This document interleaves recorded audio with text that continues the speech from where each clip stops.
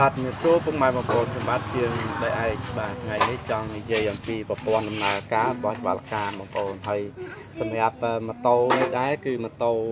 Veil 110បងប្អូនសម្រាប់ Veil 110នេះដែរបាទកន្លែងដូចថាសើឲ្យច្បាប់ការនឹងដូចថា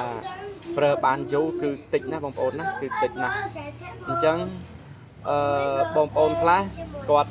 ដូចថាដូរវលកម្មធ្វើអត់បានយូរចង់និយាយថាដូរវលកម្មថ្មីទៅធ្វើបានពី3ខែបាទលន់ទៀតអញ្ចឹងក៏មិនអស់ចិត្តទៅទិញស៊ីនយកមកដាក់ពី3ខែដូចគ្នាក៏លន់ទៀតបាទអញ្ចឹងថ្ងៃនេះខ្ញុំមកនិយាយបាទវីដេអូ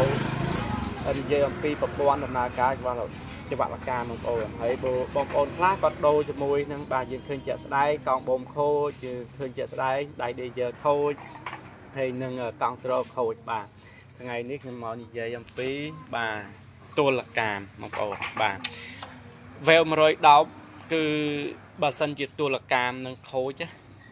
អញ្ចឹងបងប្អូនដូរជាមួយវលកម្មនឹងស៊ីនក៏ដោយបងប្អូនគឺខ្ញុំហ៊ានធានាថាម៉ូតូនឹងអត់បាន3ខែទេគឺនឹងខូចទៀតបាទនឹងលឺទៀតនឹងលន់ទៀតវលកម្មអញ្ចឹងខ្ញុំមកលំអិតជាមួយនឹងទល់កម្មនឹងតិចបងប្អូនណាបាទសម្រាប់ទល់កម្មនេះដែរ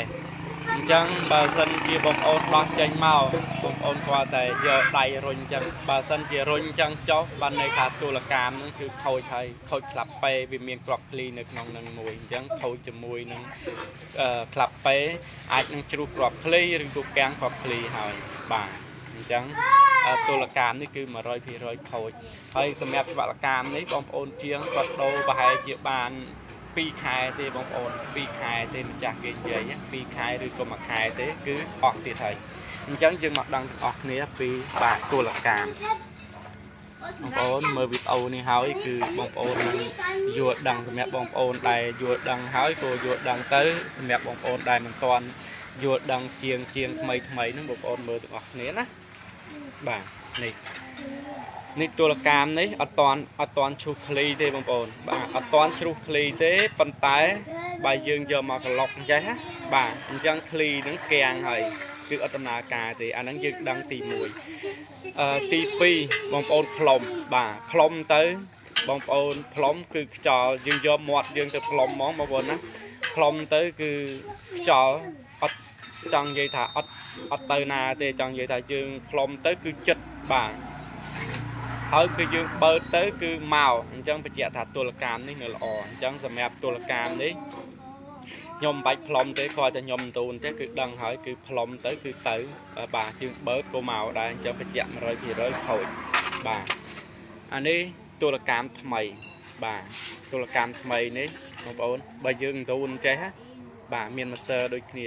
មានឃ្លីដូចគ្នាបងប្អូនឃើញណាឃ្លីរត់ចុះរត់ឡើងអញ្ចឹងទល់កម្មថ្មីនេះយើងទូនទៅគឺលឺឃ្លីនៅនឹងបាទក្លាក់លឺបងប្អូនបាទហើយបើយើងផ្លុំទៅគឺអត់ទៅទេដូចមានឃ្លីនឹងទៅច្រាននៅជាមួយនឹងក្លាប់ពេភ្ជាប់គឺមិនឲ្យឃ្លីនឹងទៅទេមិនឲ្យខ្យល់នឹងទៅទេពេលបងប្អូនបើកគឺបើកខ្យល់ចូលក្នុងពោះបានអញ្ចឹងបាទអញ្ចឹងឃ្លីនឹងសម្រាប់ទៅរុញច្រានទប់ជាមួយនឹងបាទប្រេងចូលបានបាទចង់និយាយថាប្រេងចូលបានដល់ពេលចេញទៅវិញចេញអត់បានទេអញ្ចឹងធ្វើឲ្យដូចថាសារ៉ាងបូមរបស់យើងហ្នឹងគឺមានលំនឹងរហូតបងប្អូនមានលំនឹងរហូតអត់ចុះឡើងដូចអាខូចនេះទេខូចនេះគឺមានលំនឹងឯងអញ្ចឹងកម្លាំងម៉ាស៊ីនដែលចូលទៅដល់កន្លែងដូចថាមីស្តង់យើងឡើងចិត្តអស់មីស្តង់យើងឡើងចិត្តឡើងទៅលើអស់មិនមីស្តង់យើងប្រឹងដល់ពេលហើយច្បាប់កម្មហ្នឹងគោអាលាស់ទៅតាមហ្នឹងដែរបងប្អូនអញ្ចឹងស្មើអញ្ចឹងហើយបើសិនជាច្បាប់កម្មយើងនៅល្អ